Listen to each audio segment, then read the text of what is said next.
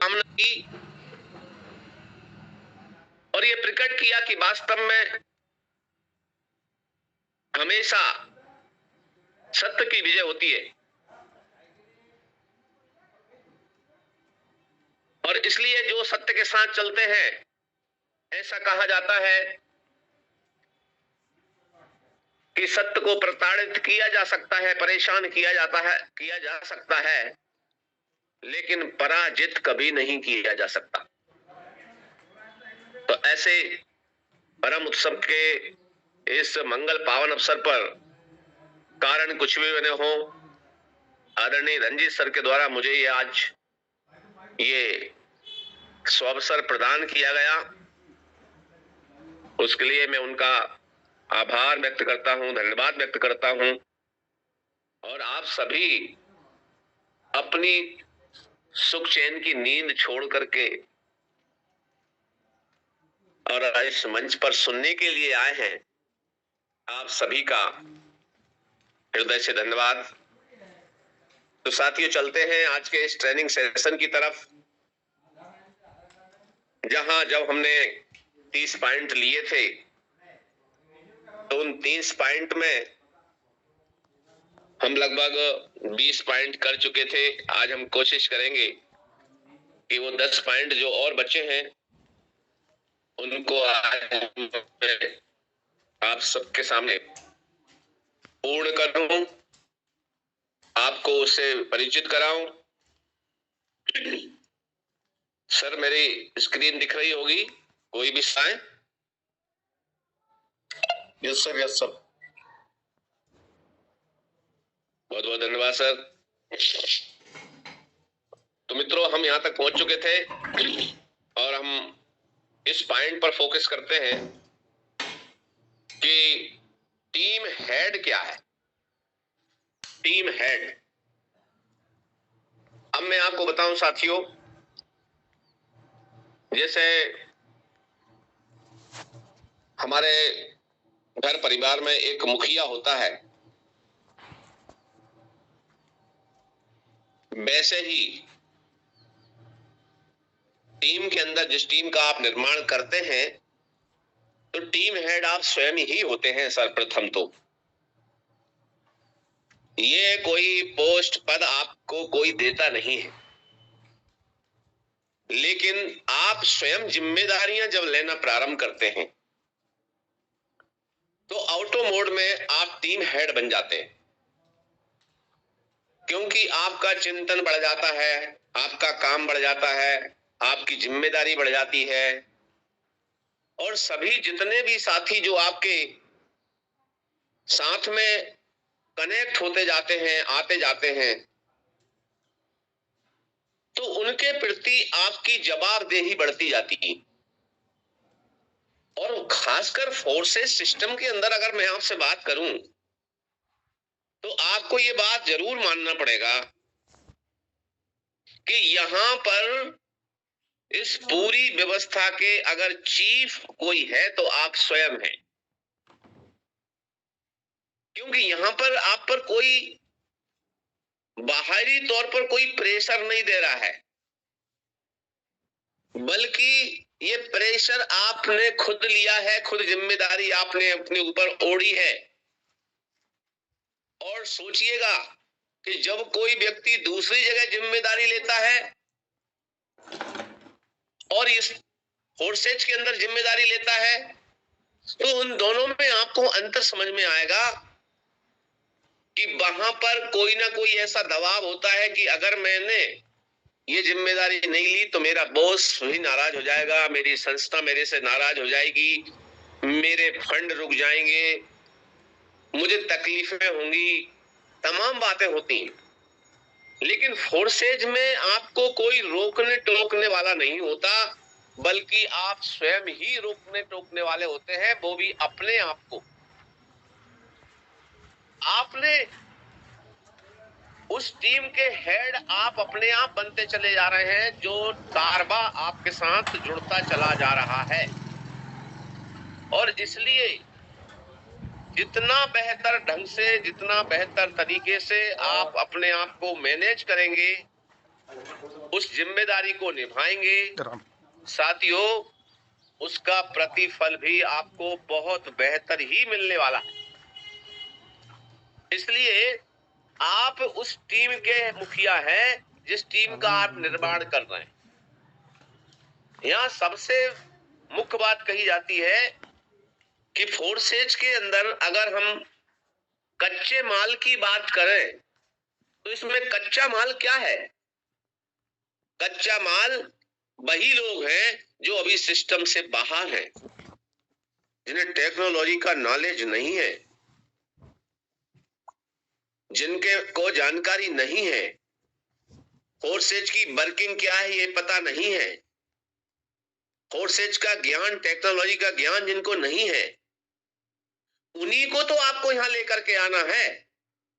और जब आप लोगों को यहां लाते हैं तो ऑटो मोड पर आप टीम हेड बनते चले जाते हैं और उस जिम्मेदारी का आपको स्वयं को एहसास होने लगता है। तो आपको ध्यान में आएगा कि दूसरे प्लेटफॉर्म पर लाइफ का बहुत बड़ा हिस्सा चला जाता है और जिस मां लक्ष्मी की उपासना करने के लिए तैयार होते हैं, वहां कई बार चाहते हुए भी आपको लक्ष्मी जी मिल नहीं पाती, उतना नहीं मिल पाती जितना आपको उनकी जरूरत है। लेकिन फोर्सेज आपको लक्ष्मी जी से जोड़ने का काम करता है, इसलिए टीम हेड बनने की जिम्मेदारी भी ले, उसको महसूस करें। अब मैं आपको पिलर्स की बात करता हूं कि पिलर्स क्या है। मित्रों, पिलर्स जो है एक प्रकार से हम ये कह सकते हैं जैसे मकान बनाने में पिलर्स की जरूरत होती है जिन पर मकान टिका रहता है। आप देखेंगे कि पिलर्स पर ही सारा भार उस मकान का रहता है। ठीक इसी प्रकार से आपकी जो टीम है, उस टीम के अंदर उन लोगों को हमेशा साथ में रखिए, उनको जिम्मेदारी दीजिए, खुद भी जिम्मेदारी लीजिए, ताकि आपकी टीम बनी रहे। अब आपको फोर्सेज जैसे सिस्टम को अगर आपको चलाना है तो चलाने वाला कोई और नहीं है, फोर्सेज सिस्टम तो बन चुका है। आज से 5 साल पहले ये तैयार हो चुका, 4 साल पहले ये दुनिया के सामने आ चुका, और अब तो आपको इस पे अगर चलना है तो आपका काम है कि ज्यादा से ज्यादा लोगों को सही तरीके से परिचित कराना। तो जब इसको परिचित कराना है तो इस पर भार, ये जिम्मेदारी किस पर आ जाती है? तो पूरा भार आता है पिलर्स पर। ऐसे साथियों को ढूंढना जो टेक्निकली साउंड है, जो बातचीत करने में माहिर है, जो प्रेजेंटेशन में माहिर है, जो ज्यादा से ज्यादा लोगों को नॉलेज दे सकते हैं। क्योंकि आपके साथ में हमेशा एक बात ध्यान में रहेगी आपको कि अगर आप जिम्मेदारी निभाते हैं तो जिम्मेदारी आपकी बढ़ती जाती है। जिम्मेदारी यानी वो भार। लेकिन आप देखेंगे हार्ड वर्क और स्मार्ट वर्क, हार्ड वर्क से सीधा सीधा तात्पर्य होता है कि आप फिजिकली श्रम कर रहे हैं तो हार्ड वर्क ऐसा लोग कहते हैं। लेकिन अगर स्मार्ट वर्क कर रहे हैं तो मैं ये मानता हूं कि स्मार्ट वर्क में भी कहीं ना कहीं हार्ड वर्क छुपा होता है। यानी कि आपको लोगों से कुछ अलग हटके करना पड़ता है, उसके लिए प्लानिंग आप करते हैं, उसके लिए काम आपको अधिक करना पड़ता है, सोचना ज्यादा पड़ता है, कैसे होगा पूरा ये भी दिखाना पड़ता है। तो आपने पिलर्स जरूर खड़े करना अपने साथ में, ऐसे साथी जिनके साथ बैठ करके आप काम को बढ़ाने के लिए तैयारी करते हैं, उनके साथ योजनाएं बनाते हैं। तो पिलर्स टेक्निकली रूप से काम करने वाले लोग, बातचीत करने वाले लोग, क्लोजिंग करने वाले लोग, नए नए लोगों की भर्ती करने वाले लोग, ये प्लान प्रेजेंटेशन करने वाले लोग, ये सब पिलर्स ही तो हैं जिन पर आपका पूरा का पूरा 4 स्टेज की वर्किंग प्रणाली, वर्किंग सिस्टम चलने वाला है। क्योंकि योजनाएं कितनी भी अच्छी क्यों ना हो, उसके लिए अच्छे लोग भी चाहिए होते हैं, तब जाकर के आपको सफलता मिलती है। हो सकता है एक बार, पहली बार लोग आपके साथ आ जाएं, लेकिन अगर वो निष्क्रिय हैं तो उनमें सक्रियता डालने का काम करने वाले लोग भी बहुत जरूरी हैं। क्योंकि मनुष्य की वृत्ति होती है कि पहले सक्रिय होगा और धीरे धीरे करके वो निष्क्रिय हो जाएगा। लेकिन आप जब पॉजिटिव एनर्जी वाले लोगों को, पॉजिटिव थिंकिंग वाले लोगों को, अच्छे अच्छे लोगों की भर्ती करते चले जाएंगे, वो संस्था हो, संगठन हो, वो ग्रुप हो, वो आगे आगे तक बढ़ता जाता रहेगा। इसलिए इन पिलर्स का ध्यान रखें। कैबिनेट मीटिंग क्या है? आपको ध्यान होगा साथियों, मैंने जब ये हेडिंग रखी थी, शीर्षक कि फोर्सेज का भाय क्लियर होना चाहिए, हमें फोर्सेज का भाय हमको क्लियर होना चाहिए, मैंने इसको की शीर्षक आपको होना चाहिए ऐसा नहीं रखा, क्योंकि मैं स्वयं भी इसमें शामिल हूं। तो आपने अगर 10 लोगों की, 20 लोगों की, 50 लोगों की टीम बनाई है, डायरेक्ट में जो टीम आपने तैयार की है, उसी में से आपको कैबिनेट मीटिंग बुलानी है, उसमें से अच्छे अच्छे लोगों की को जिम्मेदारी दे करके उनके साथ मीटिंग्स करना है। अगर आप महीने में, 15 दिन में, 1 सप्ताह में, जब आपको, जैसा आपकी योजना है, अगर आप उनकी मीटिंग्स करते हैं तो साथियों आपको ध्यान में आ जाएगा कि जो सिस्टम को खराब करने वाले लोग होते हैं वो भी आपके साथ में आते हैं। क्योंकि कौन व्यक्ति आपके लिए अच्छा है ये बाहर से नहीं देखा जा सकता। जो व्यक्ति जब सिस्टम में आ जाता है, वो भले ही कितनी ही बड़ी ज्वाइनिंग से क्यों ना आया हो, उस व्यक्ति का आपके साथ में आना ये एक स्वागत योग्य कदम होता है। लेकिन उसकी एक्टिविटीज जब होती है सिस्टम के अंदर, आपके ग्रुप के अंदर, तब आपको पता चलता है कि बेहतर था ये व्यक्ति हमारे साथ ना आता तो भी ठीक था। तो अब उस व्यक्ति से आप लड़ाई कर नहीं सकते, उस व्यक्ति को आप सिस्टम से बाहर कर नहीं सकते।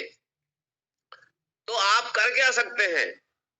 तो आपको करना होगा साथियों, उन अच्छे अच्छे लोगों के साथ में बैठ करके प्लानिंग करना, उनको जिम्मेदारी लेना, और आपने जिम्मेदारी लेना ऐसे कुछ सिलेक्टेड लोगों के लिए। उदाहरण मैं बताऊं, आपके पास अगर 100 लोगों की डायरेक्ट टीम है तो उसमें से 10 लोग ऐसे निकाल लीजिए जिनके साथ आप बैठ सकें। 10 निकाल नहीं रहे तो 5 निकाल लीजिए। यानी कम से कम आपको 10%, 5% लोग ऐसे उसमें सिलेक्ट कर लीजिए जिनके साथ आप सिस्टम की चर्चा कर सके। उसको बढ़ाने के लिए क्या हो सकता है, इनकम कैसे बढ़ सकती है, इस पर आपका फोकस हो सके। इसलिए कैबिनेट मीटिंग करते रहना है, ये सभी साथियों ने ध्यान में रखना है, क्योंकि आपको लंबे समय तक चलना है ना। इसलिए यही महत्वपूर्ण नहीं हो जाता कि आज मैंने एक ज्वाइनिंग लगा दी, बस मेरी जिम्मेदारी पूरी हो गई। नहीं, उस व्यक्ति को बार बार फोन लगा करके मीटिंग में आने के लिए बुलाना, कहना, और देखना कि भाई अभी तो वह फोर्सेज में नया है, लेकिन उसके अंदर कुछ ऐसी क्षमताएं पहले से हैं जिनका आप भरपूर इस सिस्टम के लिए सदुपयोग कर सकते हैं, क्योंकि उसकी जो विशेष योग्यता है वो हमारे सिस्टम को पावरफुल बनाती है, हमारे ऑर्गेनाइजेशन को पावरफुल बनाती है। अगले पॉइंट पर चलता हूं। कैबिनेट मीटिंग क्यों जरूरी है, सेमिनार क्यों जरूरी है। अब यहाँ पर हम थोड़ी सी बातचीत आप कर लें कि कैबिनेट मीटिंग के तो हम करते ही हैं, इसकी चर्चा हमने कर ली, लेकिन सेमिनार क्यों जरूरी है। आपने देखा होगा हमारी वेबिनार होती है, क्योंकि हम किसी भी जैसे जूम ऐप है उस पर मिल करके और मीटिंग करते हैं, प्रेजेंटेशन करते हैं, ये वेबिनार हो गया।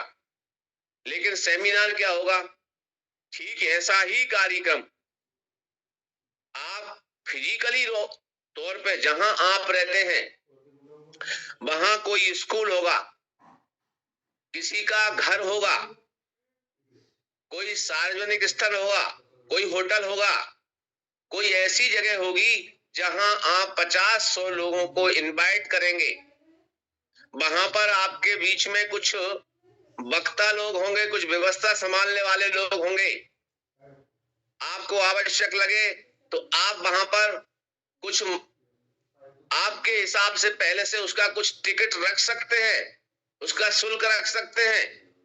अगर आवश्यक हो तो आप खुद कैपेबल है तो जरूरत भी नहीं है, लेकिन ऐसे कार्यक्रम करने से, सेमिनार करने से पब्लिक के अंदर एक संदेश पहुंचता है, पता चलता है कि हाँ आज कोई कार्यक्रम हुआ, तो काय का कार्यक्रम था, किसका कार्यक्रम था, कैसा कार्यक्रम था।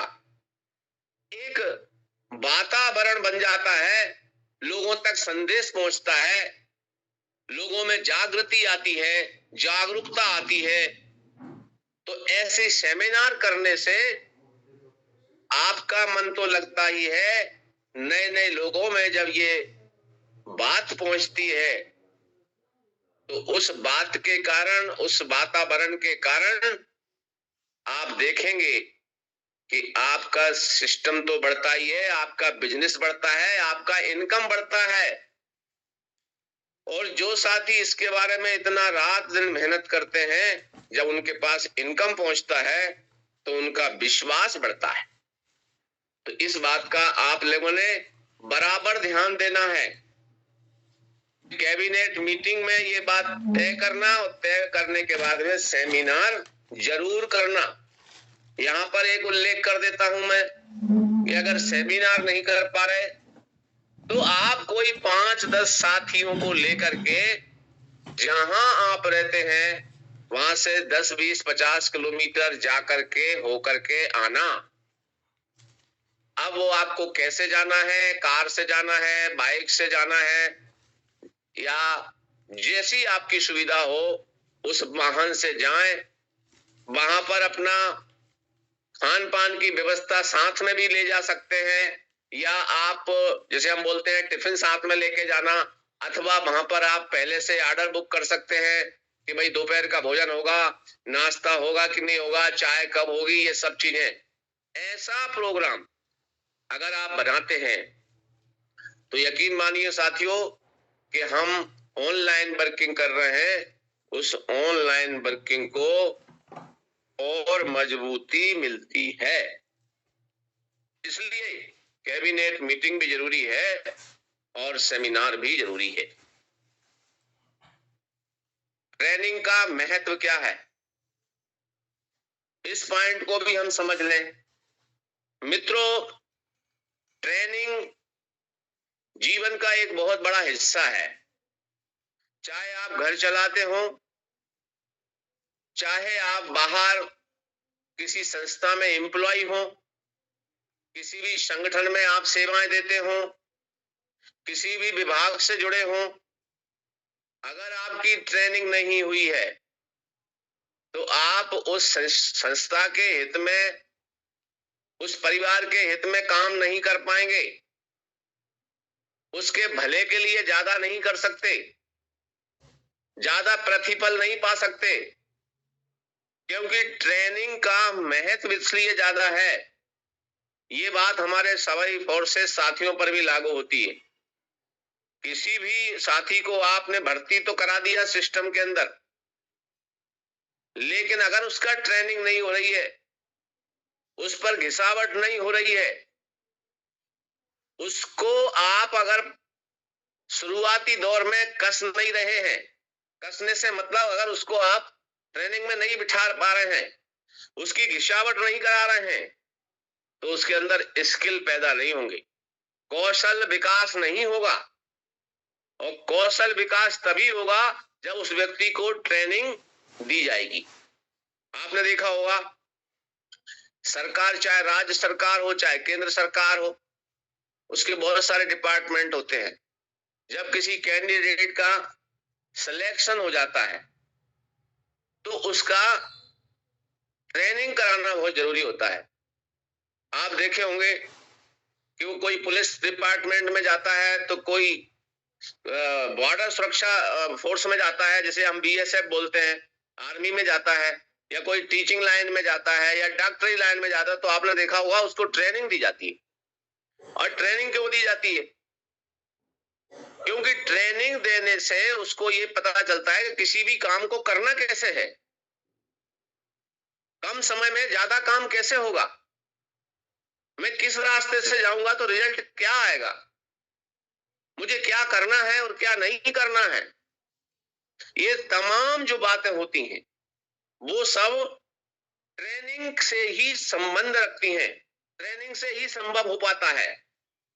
तो क्या होता है कि हमने फोर्सेज में शामिल तो कर लिया उस व्यक्ति को, अब उसका अगर फील्ड में जाना हुआ तो एक तो ये है कि वो कभी झिझकेगा नहीं, चर्चा नहीं करने से कभी वो पीछे नहीं हटेगा। दूसरा, उससे सवाल करने वाले कई लोग उसको मिलेंगे, क्रॉस क्वेश्चन करेंगे, उनका जवाब ठीक से दे पाएगा, उनको संतुष्ट कर पाएगा, उसके अंदर हीनता पैदा नहीं होगी, डर पैदा नहीं होगा, पूरी निर्भीकता से वो फोर्सेस सिस्टम का हिमायती बन जाएगा और पूरा हिमाकत के साथ में, दम के साथ में लोगों के सामने अपनी बात रख पाएगा। 50-100 लोग भी अगर उससे सवाल करेंगे तो सबके जवाब दे पाएगा। ऐसे लोग कब खड़े होंगे? ऐसे लोग खड़े होंगे साथियों जब हम उनको ट्रेनिंग दिलाएंगे, क्योंकि विश्वास न करने का तो अब कारण बनता ही नहीं है। विश्वास तो हमारा बहुत पहले हो चुका कि फोर्सेस सिस्टम इतना मजबूत है, ऐसा प्लेटफॉर्म है दुनिया में जिसका कोई अकाउंट नहीं है फोर्सेज का, कि कमा करके हम लाए और फोर्सेज के अकाउंट में जमा हो जाए, कुछ लोग मजे मारे और हम मेहनत करते करते जो है अपने आप को छका दें और वही ढाक के 3 पात जैसे थे पहले वैसे ही अब। तो ऐसा तो नहीं है ना फोर्सेज के अंदर। फोर्सेज में तो तुरंत पैसे का वितरण तुरंत हो जाता है, नैनो सेकंड में पहुंच जाता है। हाँ, जो नेटवर्क यहाँ पर काम कर रहा है उसका नॉमिनल फीस जाता है, क्योंकि वहां भी तो लोग बैठे हुए हैं, जिम्मेदार लोग। आपको कोई परेशानी ना हो उसके लिए आपका BEP-20 नेटवर्क काम कर रहा है ना, स्मार्ट चेन के रूप में आपको वहां नॉमिनल फीस तो आपकी लगेगी, कहीं भी रहेंगे तो लगेगी। घर में बिजली जलाते हैं तो क्या आपको बिजली का बिल नहीं देना पड़ता? आपके घर में पानी देती है नगर पालिका या PHE, तो क्या उसका बिल आपको नहीं देना पड़ता? आप एक जगह से दूसरी जगह यात्रा करने जाते हैं तो क्या आपको टिकट नहीं लेना पड़ता? बार बार यात्रा करते हैं तो बार बार लेना पड़ता है कि नहीं लेना पड़ता?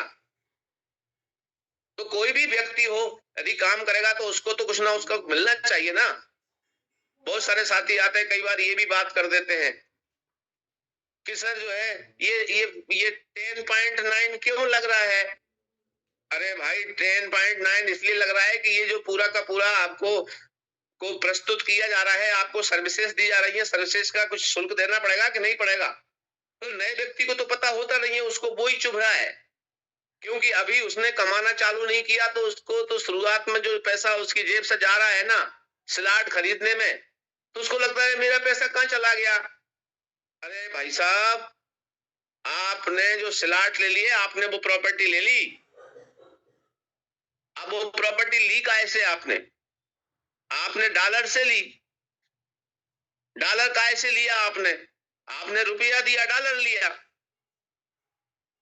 किसी व्यक्ति को थोड़ी आपने रुपया दिया है भाई।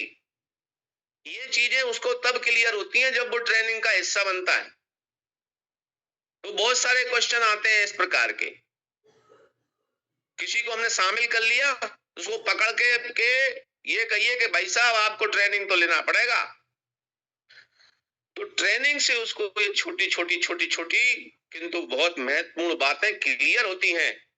इसलिए जिन साथियों को आपने ज्वाइन कराया है उनको ट्रेनिंग का महत्व भी बताइए, उनको ट्रेनिंग में भी बिठाइए, उनको ट्रेनिंग में लाइए। इसलिए ट्रेनिंग न केवल स्किल बढ़ाने का काम करती है, बल्कि ट्रेनिंग से नॉलेज एक जो तैयार होता है वो व्यक्ति का निर्माण करता है, वो फोर्सेज का निर्माण करता है और उसका बिजनेस बढ़ाने में, उसका इनकम बढ़ाने में बहुत महत्वपूर्ण योगदान निभाता है। तो इस बात का हम लोग ध्यान रखें। अब मैं अगले पॉइंट पर बात करता हूं। क्रिप्टो करेंसी और डिजिटल करेंसी में अंतर क्या है? वास्तव में देखा जाए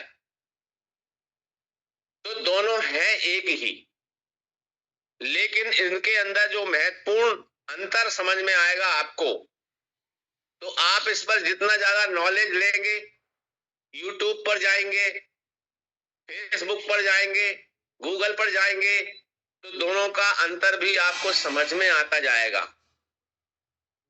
दोनों ही एक दूसरे के सप्लीमेंट्री हैं। आप देखेंगे कि पावर दोनों के पास है। क्रिप्टो करेंसी के पास भी पावर है और डिजिटल करेंसी के पास भी पावर है। डिजिटल करेंसी, उदाहरण के लिए आप ये कहें कि हमारे देश में भी डिजिटल करेंसी आ चुकी है। हमारे देश की डिजिटल करेंसी आ चुकी है। 1 नवंबर 2022 को भारत सरकार के डिपार्टमेंट आरबीआई ने उसको लॉन्च कर दिया है, लेकिन आम आदमी तक पहुंचते पहुंचते कुछ समय और लग सकता है, लगता है, क्योंकि जैसे जैसे लोग अवेयर होते जाते हैं, जैसे जैसे लोग सावधान जागरूक होते जाते हैं, पता चलता जाता है। लेकिन डिजिटल करेंसी, उस डिजिटल करेंसी को अगर आप अमेरिका में चलाएंगे तो नहीं चलेगी। डिजिटल करेंसी भले ही है, लेकिन वहां नहीं चलेगी, क्योंकि नाम तो उसका रुपया ही रहेगा ना। लेकिन जब वो क्रिप्टो करेंसी के रूप में बदल जाएगी तो वो ऑल ओवर वर्ल्ड के अंदर चल जाएगी। तो क्रिप्टो करेंसी और डिजिटल करेंसी पे आप सभी ने थोड़ा सा अपना स्टडी बढ़ाना है, क्योंकि क्रिप्टो करेंसी के माध्यम से आप, जैसे एलन मस्क, आदरणीय एलन मस्क की बात जब करते हैं तो उन्होंने कहा कि हमारे आपको कोई भी प्रोडक्ट चाहिए हो, आप हमें क्रिप्टो दीजिए, हम आपको दे देंगे। लेकिन वो क्रिप्टो मान्य होना चाहिए, सर्वमान्य होना चाहिए। तो हम बहुत भाग्यशाली हैं कि अगर हमें BUSD पे काम करने का मौका मिला है और BNB पे काम करने का मौका मिला है, तो ये वर्ल्ड के अंदर एक्सेप्टेबल करेंसीज हैं। तो ऐसी क्रिप्टो करेंसी की और डिजिटल करेंसी की हमें नॉलेज अपनी बढ़ाना है, बढ़ाना होगी। टोकन और कॉइन में अंतर क्या है? अब ये जो महत्वपूर्ण पॉइंट है साथियों, थोड़े से टिपिकल भी लगते हैं कि टोकन क्या होता है, कॉइन क्या होता है। तो इसका नॉलेज भी हमें इसी प्रकार से लेना पड़ेगा। इसको ऐसे समझ ले साथियों, टोकन और कॉइन को। जिन साथियों ने कहीं शहर में जाकर के और किसी अच्छे होटल में कहीं चाय वगैरह पी होगी, नाश्ता किया होगा, तो आपने देखा होगा वो जो काउंटर वाला रहता है वहां उसको आप पैसे दे देते हैं और वो आपको टोकन दे देता है, गोल गोल टाइप के प्लास्टिक के कुछ ऐसी चीजें दे देता है।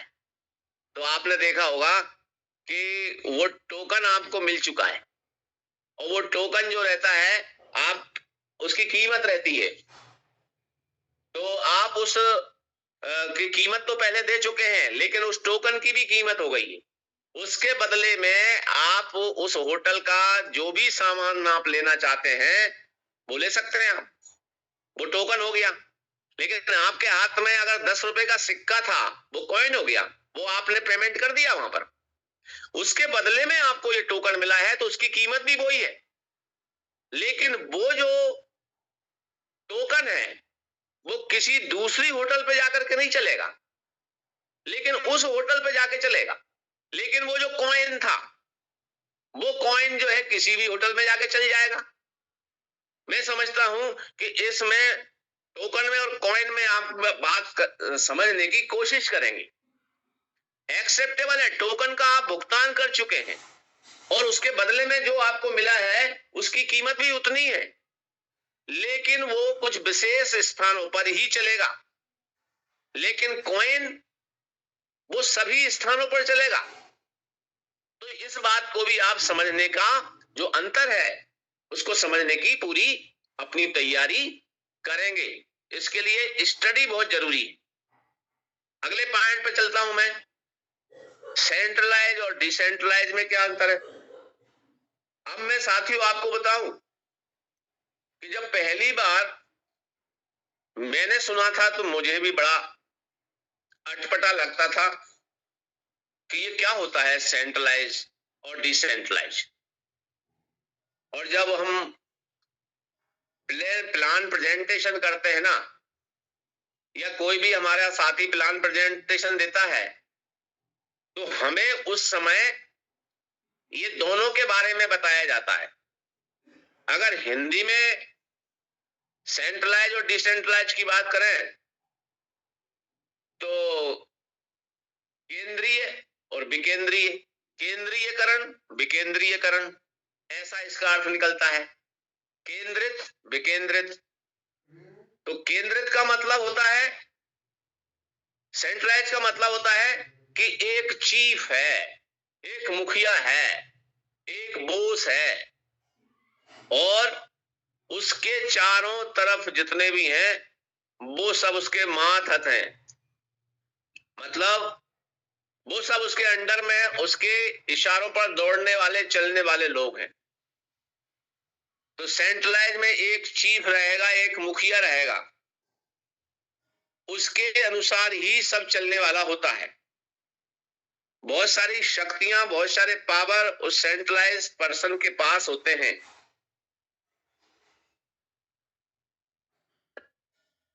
इसलिए सेंट्रलाइज में उस व्यक्ति से बहुत सारे लोग डरते भी हैं कि भाई हमारे बॉस नाराज ना हो जाएं, बॉस के अनुसार ही हमें काम करना है, बॉस के अनुसार ही हमें चलना है। और पावर भी उसके पास होता है, बॉस के पास। जब चाहे उस किसी भी व्यक्ति को जो है पनिश कर सकता है, दंडित कर सकता है, फाइनेंशियली पनिश कर सकता है, यानी कि उसके पास पावर है। इसलिए लोग उससे किसी भी प्रकार का, जिसे हम कह सकते हैं, पंगा नहीं लेते, क्योंकि बॉस है। लेकिन वही डिसेंट्रलाइज क्या है? तो हम सब इतने सौभाग्यशाली हैं साथियों कि हम डिसेंट्रलाइज में काम कर रहे हैं, जहां आप हम सब बराबर का स्थान रखते हैं। यहाँ कोई किसी का बॉस नहीं है। मुझे मौका मिला है इसलिए मैं इस प्लेटफॉर्म पर अपनी बात रख पा रहा हूं। आदरणीय हमारे रंजीत राठौड़ सर, ये सेवाएं, ये सर्विस जितना ज्यादा समय दे रहे हैं, ये उनकी महानता है। He is the great person. ये जिम्मेदारी उन्होंने अपने हिसाब से ली है। लेकिन यहां से हम में से किसी ने भी उनको, कोई अलग से किसी संस्था ने उनको अलग से पावर दिया है ऐसा तो नहीं है। मुझे कोई पावर मिला हुआ है ऐसा तो नहीं है। यहाँ हमारे बहुत सारे कोहोस्ट साथी बैठे हैं, उनको कोई विशेष पावर दिया है ऐसा तो नहीं है। यानी कि हम सबकी समान रूप से जवाबदेही है, जिम्मेदारी है, और अगर हम नहीं मानते तो नहीं है। उसके बदले में अगर हमें कोई पनिश करेगा ऐसा तो नहीं है। यहां पर कोई किसी का बोझ नहीं है। व्यक्ति स्वयं ही अपने आप को सिद्ध करने की कोशिश करता है, बढ़ाने की कोशिश करता है, आगे जाने की कोशिश करता है, आगे ले जाने की कोशिश करता है। तो हम अपनी स्वेच्छा से यहां पर काम कर रहे हैं, यानी कि हम सेल्फ सर्विस दे रहे हैं। हम सेल्फ सर्विस दे रहे हैं, ना कि ऐसा कि हम किसी के डर के कारण कर रहे हैं, ना कि ऐसा कि हमें किसी को इसका विवरण भेजना है, कोई प्रोफार्मा भर के भेजना है कि भाई आज मॉर्निंग सेशन में कितने लोग आए थे और नहीं आए तो क्यों नहीं आए। कोई पूछताछ करने वाला नहीं है। अगर नहीं आए तो आपने मेहनत नहीं की, और अगर आए तो आपने मेहनत की, अपने अपने साथियों को बिठाने की कोशिश की। दीपावली का दिन है, उनको जल्दी आपने जगाया, एक एहसान किया आपने, वो माने अथवा ना माने, लेकिन आपने काम किया तो आपका काम बढ़ने वाला है, आपको उसका प्रतिफल मिलने वाला है। नहीं किया, नहीं मिलने वाला। आप देखेंगे कि यहां पर अगर आप अपने काम के साथ काम चोरी कर रहे हैं तो आप किसी को जिम्मेदार नहीं ठहरा सकते कि रंजीत राठौर सर के कारण मेरे को इनकम नहीं आया, महेश बाबू शर्मा के कारण मुझे इनकम नहीं आया, नहीं कह सकते आप। लेकिन अगर सेंट्रलाइज की बात करें तो अरे सेंट्रलाइज में आपका बॉस से बहुत अच्छी पटती है, अच्छे संबंध है, तो पता चला कि आप 8 दिन तक काम पे भी नहीं गए तो भी आपको अटेंडेंस मिल गई होगी।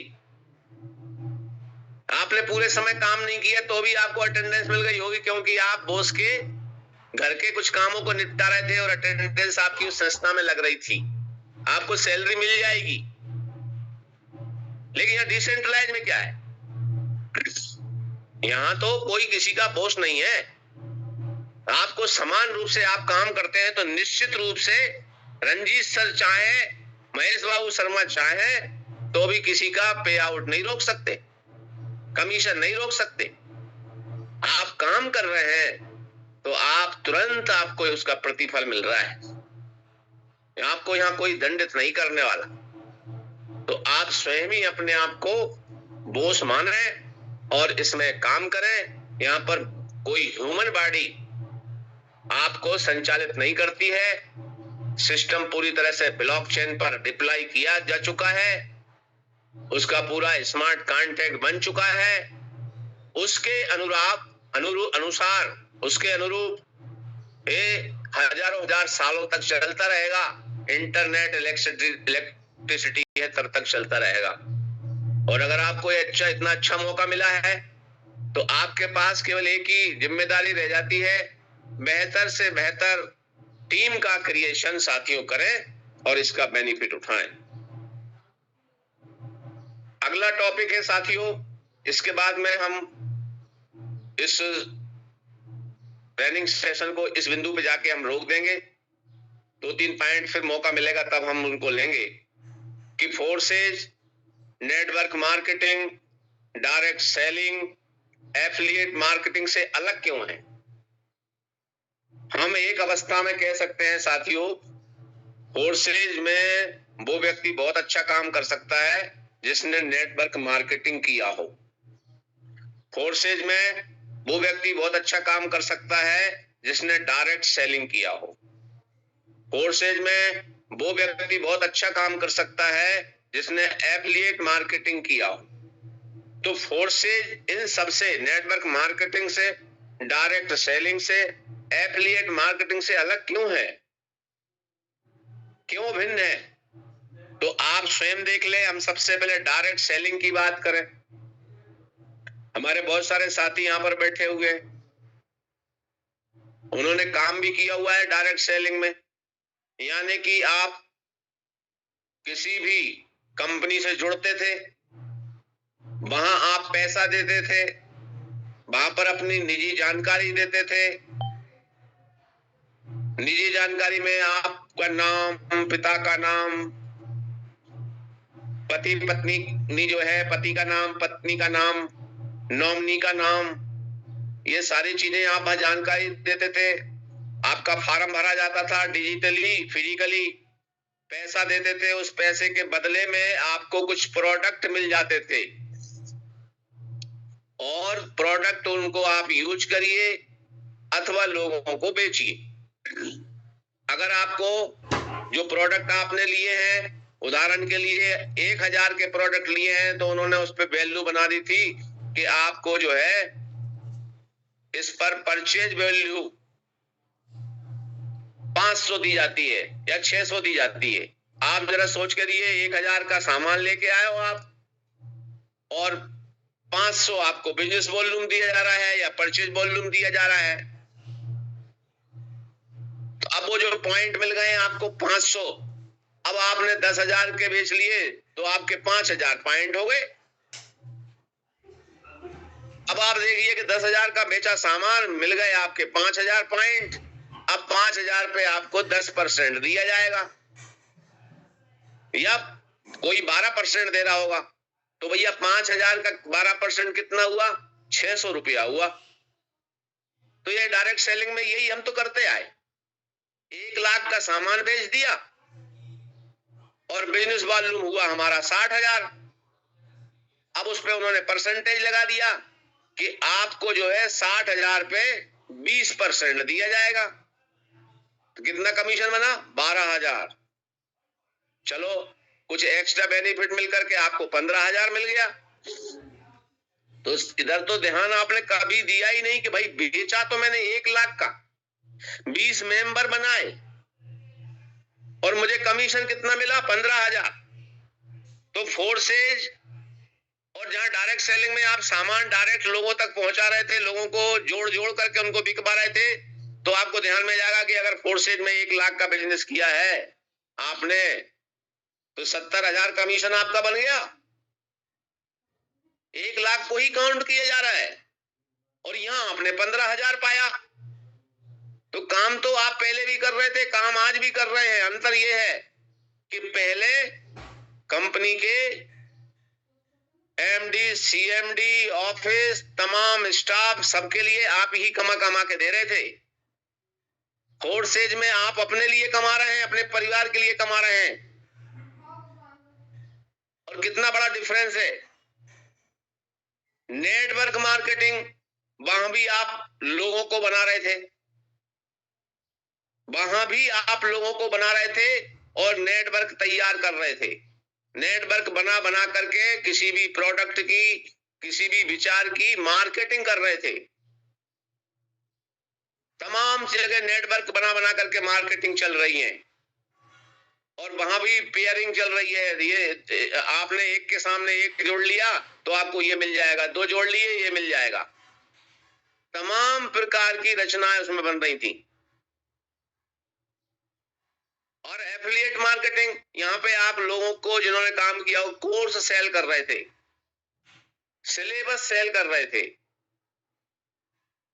वहां पर आप किताबें सेल कर रहे थे। आपने एफिलिएट मार्केटिंग के अंदर आपने देखा होगा, आप किसी संस्था के लिए काम करते थे, उनका कोर्स सेल कर रहे थे। आप रहे थे कि वहां भर्ती हो जाइए। लेकिन आप देखेंगे तो फोर्सेज इज द बेस्ट इसलिए निकलेगा कि यहां ना तो आप किसी बॉस के लिए काम कर रहे हैं, ना कमा के किसी को दे रहे हैं, बल्कि उल्टा आप यहां से अपने अपलाइन के काम करने से भी ले रहे हैं। लेकिन ध्यान रखना साथियों, एक एक लेवल से आप आ गए और कह रहे हैं मेरे तो इनकम आ ही नहीं रही। फोर्सेज में कहा था कि हाँ अपलाइन से भी आती है, क्रॉस लाइन से भी आती है, मेरे को तो इनकम आ ही नहीं रही। तो आपको ध्यान में आएगा, क्या आप स्लॉट बढ़ा रहे हैं? तो जो स्लॉट आपने एक बार ले लिया वो तो नहीं बढ़ाते ना, वो तो दोबारा नहीं लेना पड़ता ना। क्या आप मीटिंग में आ रहे हैं? क्या आप ट्रेनिंग अटेंड कर रहे हैं? क्या आप नेटवर्क बना रहे हैं? अगर आप नहीं कर रहे तो इतना अच्छा फोर्सेस सिस्टम होने के बाद भी अगर आपको इनकम नहीं आ रही, इनकम नहीं ले पा रहे, तो उसके लिए फोर्सेज जिम्मेदार है, आपका लीडर जिम्मेदार है।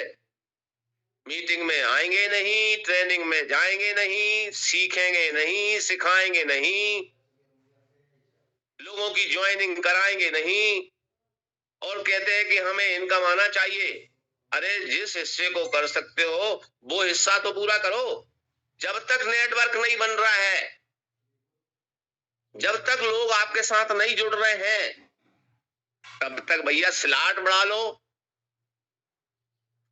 आपको ऐसा लगता है ना कि आप वहां पे सामान खरीद के और घर में उपयोग करते थे और उस सामान को रीसेल करते थे डायरेक्ट सेलिंग में, ऐसे ही करते थे ना, लेकिन हर महीने खरीदना पड़ता था ना।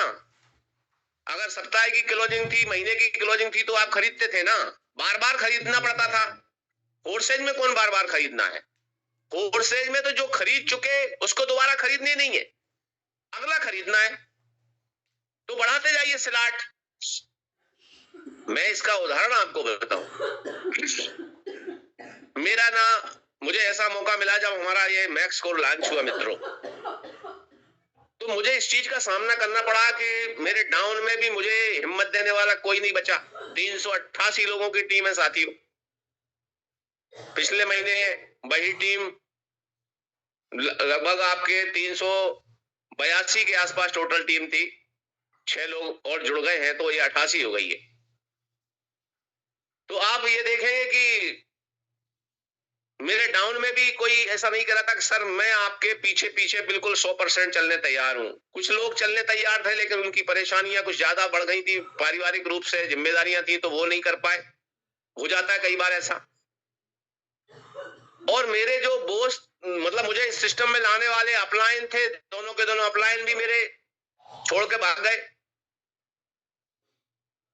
तो मुझे लगा कि मैं सिस्टम के साथ हूं कि अपलाइन के साथ में हूं।